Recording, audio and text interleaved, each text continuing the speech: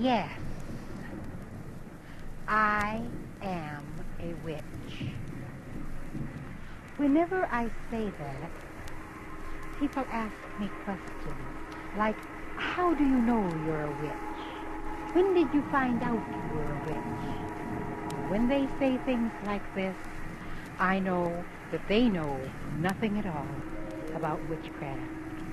For being a witch is something you decide to do, not something that just happens to you if you're lucky. Oh, I was fortunate, for I was born into a family where witchcraft was a tradition. My mother was a witch, my grandmother, and her grandmother before her. In fact, we can trace our family background in witchcraft to somewhere in the 14th century in northern Scotland. At that time, there were three main cults of witches: the red, the blue, and the green. My family belonged to the green witch cult. It was traditional at that time for witches to smear vegetable coloring on their faces to identify with a particular cult to which they belonged. And that's the reason that I, to this day, put green food coloring on my skin for particular occasions. But being born into a family with this kind of background did not make me a witch. I became a witch when I joined a coven. A coven is a group of anywhere from 2 to 13 people who practice in the tradition of the old religion of witchcraft. This religion is very, very old. It goes back to pre-Christian, pre-Jewish times, to the very beginnings of civilization. There are many Johnny-come-lately covens around today. People who want to be witches and can't get into a traditional coven have started forming their own. This is all right, I suppose. It is possible to practice magic without being a witch, and I'm going to show you how on this record. But I do object to people without the traditional belief calling themselves witches, and I wish they'd find another name, like warlock or wizard or sorceress or something of this sort, because a true witch is one who belongs to a coven that practices in that established tradition of the centuries. There are three main tenets to the belief of witchcraft. The first is a belief in a universal source of power from which we all come and to which we will all return. We believe that we have this power within us and that we can call on it both from within and without whenever need be. The second tenet of our belief is that of reincarnation.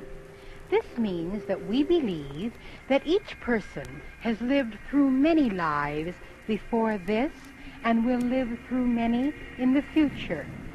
This is important to us because it is part of our belief that eventually, when we reach perfection, we will be able to be reunited with the source from which we came. But we believe it is impossible to reach this state of perfection in only one lifetime. Now, these two things, the belief in a universal power, the belief in reincarnation, do not make witches very different from anyone else. The thing that makes people look upon us like we were creatures from another world is the third tenet of our belief, and that is magic. My definition for magic is anything that works that science has not been able to explain. Let me give you an example. There's an old fairy tale called Beauty and the Beast, with which most of you are probably familiar. And there's a passage in that fairy tale that I used to love very much as a child. It describes the entry of Beauty's father into the palace of the Beast for the first time. It goes something like this. The doors were opened by unseen hands. The room was lighted as if by 1,000 candles, and there were no candles there. And suddenly, a voice spoke to him out of nowhere. I used to listen to this and think it was the greatest kind of magic. And now, you know, it happens to every one of us every time we go to the store. The doors are opened by unseen hands, an electric eye. The room is lighted as if by 1,000 candles, no candles there, fluorescent lights. And suddenly, a voice speaks to us out of nowhere, telling us to try their strawberries. They're on sale today.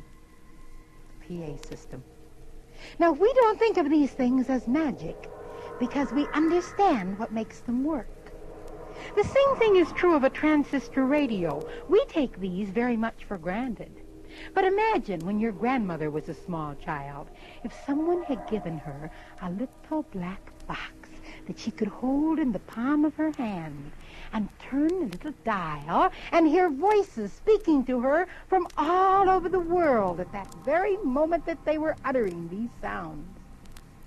And not only that, but on certain days, she could even hear men talking on the moon.